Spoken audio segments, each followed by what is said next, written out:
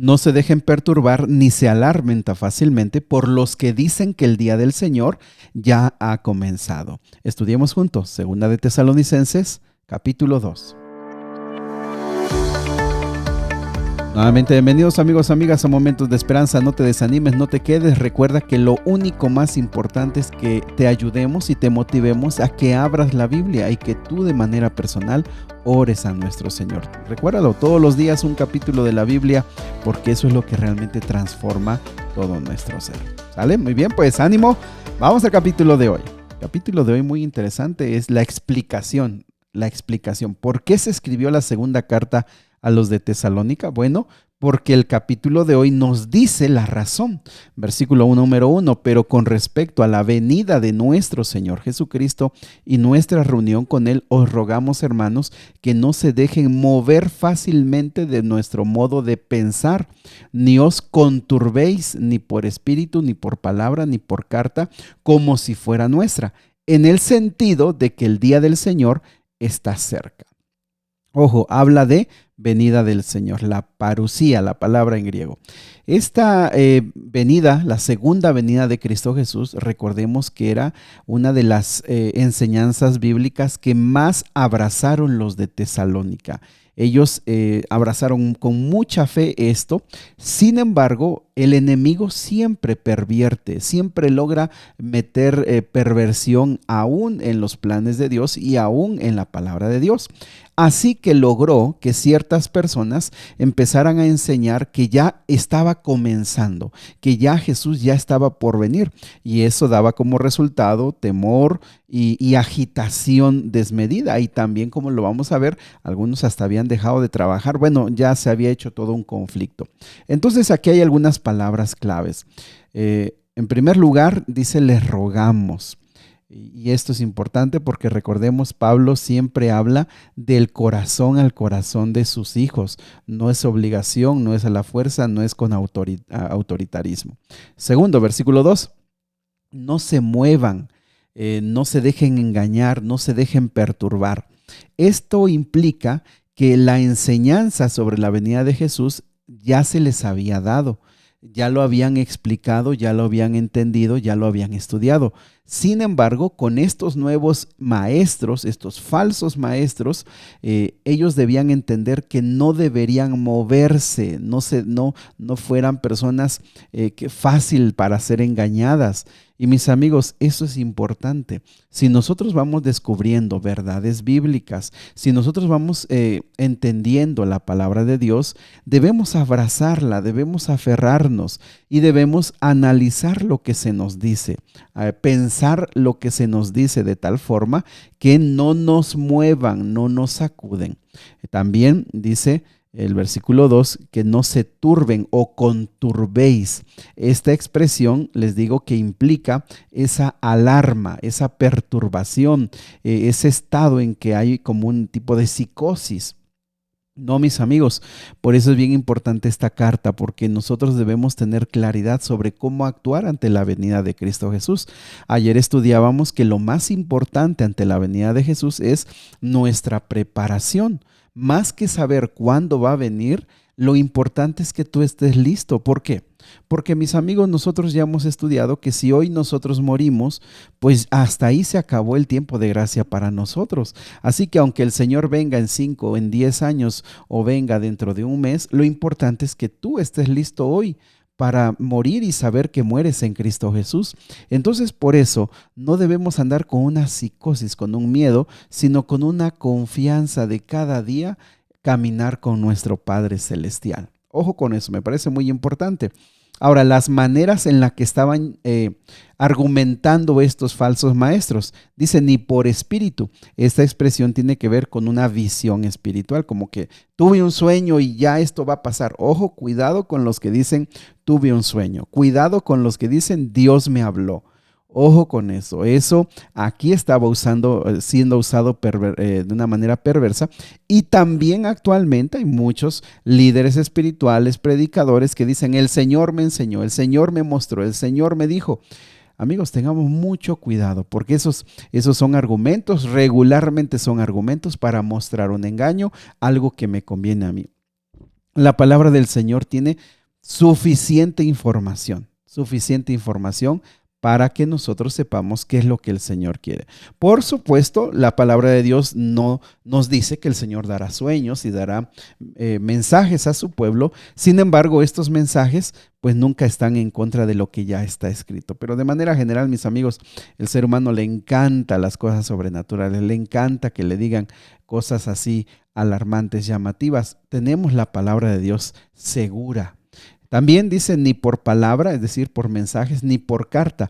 Estas personas estaban tergiversando, se entiende que estaban cambiando las palabras de Pablo o explicándolas mal. O también inventando, mira, es que Pablo me mandó una carta. Y eso también lo que implica, mis amigos, es el desconocimiento de la palabra de Dios. Las personas que no conocen la Biblia, que no leen la Biblia, son fácilmente engañadas. Muy bien, entonces permanezcamos, seamos fieles, no seamos engañados, pero ve el versículo 3, nadie os engañe en ninguna manera, porque no vendrá sin que antes venga la apostasía y se manifieste el hombre de pecado, el hijo de perdición, el cual se opone y se levanta contra todo lo que se llama Dios y es objeto de culto, tanto que se sienta en el templo de Dios como Dios, haciéndose pasar por Dios. La palabra, aquí hay dos asuntos muy importantes. El primero es sin que antes se manifieste, es decir, aún mismo Pablo quizá no comprendía la magnitud de esta revelación de Dios, pero lo explicó, lo dijo. ¿Qué quiere decir? Lo que la Biblia está diciendo es, miren hermanos de Tesalónica, ustedes están esperando la venida de Cristo Jesús, pero antes de eso todavía faltan cosas que van a suceder. ¿Cuáles? Bueno, va a aparecer, versículo número 3, la apostasía. Y esta apostasía se va a manifestar en un hombre, en una organización, podríamos decirlo también. Entonces, aunque ellos ya esperaban la venida de Jesús, había acontecimientos que todavía tendrían que venir.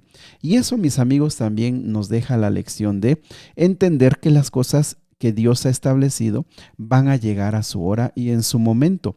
En este caso, se habla, mis amigos, de un personaje. Bueno, antes de esto, la apostasía. La apostasía es levantarse contra Dios. La apostasía nacería dentro de la iglesia.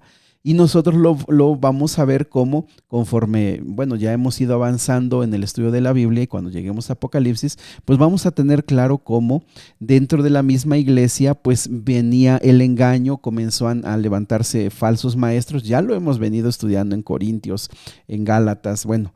Nos queda claro que estaba viniendo ideas contrarias. Entonces, eso iba a entrar a la iglesia, apostasía, ideas contrarias a la verdad de Dios, a la doctrina de Dios. Pero en segundo lugar, también se manifestaría el hombre de pecado, el hijo de perdición, como lo leemos en el versículo 4 y 5.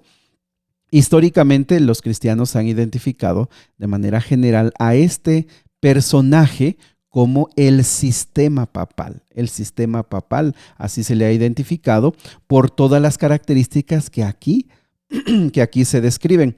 Ojo, no se habla de personas específicas, sino del sistema papal, del sistema católico papal, y aquí están estas características que lo identifican. Este ser se levantaría contra Dios, requiriendo la adoración para este sistema.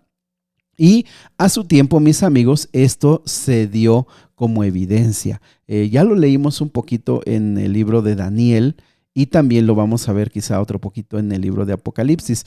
Pero lo que aquí nos deja claro es que primero vendría esta mentira y este ser que traería engaño y que nacería dentro de la iglesia.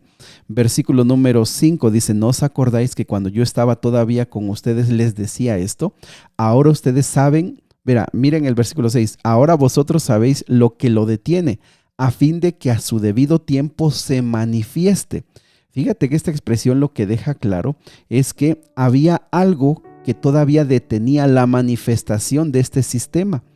Hay ciertas interpretaciones, pero cualquiera sea su interpretación, deja claro que este sistema todavía no se le daría el permiso para actuar, para pervertir a la iglesia del Señor, para traer ideas contrarias a Dios y contrarias a su palabra. Estaba siendo detenido. Y eso nos ayuda a comprender, mis amigos, que aunque el enemigo, aunque Satanás tiene planes para destruir la palabra de Dios y destruir a los que siguen a Cristo Jesús, no tiene el permiso hasta que el Señor considera que es el momento correcto. Versículo 7. Porque ya está en acción el misterio de la iniquidad, solo que hay quien al presente lo detiene, hasta que él a su vez se ha quitado de en medio. Otra vez, es lo que venimos explicando, que aunque ya había iniciado ese misterio de maldad, de iniquidad, de estar en contra de Dios, todavía no había llegado el momento en que se iba a manifestar y estaba todavía detenido. Versículo 8. Y entonces se manifestará aquel inicuo a quien el Señor matará con el espíritu de su boca y destruirá con el resplandor de su venida.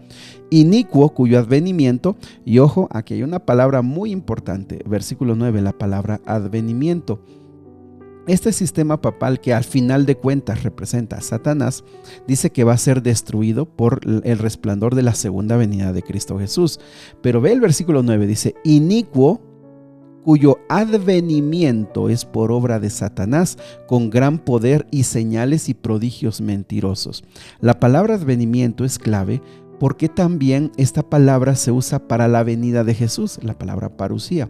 Entonces, lo que entendemos cuando analizamos esto es que se deja claro que el enemigo, que Satanás, hará una falsa representación de la venida de Cristo Jesús y usará poder, usará señales y usará prodigios mentirosos. Por eso es que Pablo lo que está tratando de reforzar en ellos es: estudiemos, analicemos de tal manera que no seamos engañados, porque aún Satanás querrá imitar la segunda venida de Cristo Jesús. Apreciados amigos, lo que a mí me queda claro es que si analizamos la historia hacia atrás, nosotros nos damos cuenta que a su tiempo el pecado, la maldad, la corrupción doctrinal entró al seno de la iglesia, corrompió y metió muchas doctrinas falsas, y a lo largo de la historia hoy podemos mirar al pasado y ver cómo este sistema papal se levantó, tuvo poder. Sin embargo, más adelante entenderemos que al final de los días se le dará un tiempo para poder nuevamente tener ese poder que tuvo principalmente en la Edad Media. Pero, mis amigos, más allá de esto y de aquello, si estamos de acuerdo o no en la interpretación, me parece que lo más importante es estar preparados para ver a Cristo Jesús, no ser movidos ni ser engañados. Si estas interpretaciones algunos la pueden entender de una o de otra forma, lo que sí es cierto y lo que sí es seguro, lo que sí nos queda claro y estamos unificados todos, es que lo más importante es estar preparados para ver a nuestro amado Cristo Jesús. Sin embargo, lo que te he comentado pues es también respaldado por los que estudian, analizan y a través de la historia también. Querido Padre Celestial, vemos que la historia está en tus manos, tú estás al control de todo. Y entendemos que esperar tu venida no debe ser con miedo, con terror, con angustia, debemos tener claridad. Hoy, Señor, aparecen tantos acontecimientos, señales, guerras, movimientos políticos, sociales, vemos mucho daño en la naturaleza que pueden llenarnos de terror o de miedo. Ayúdanos a confiar y a tener una estrecha relación contigo, Señor. Te lo pedimos en el nombre de Jesús. Amén. Que Dios te bendiga. Sigue abriendo tu corazón al Señor. El Señor quiere escucharte.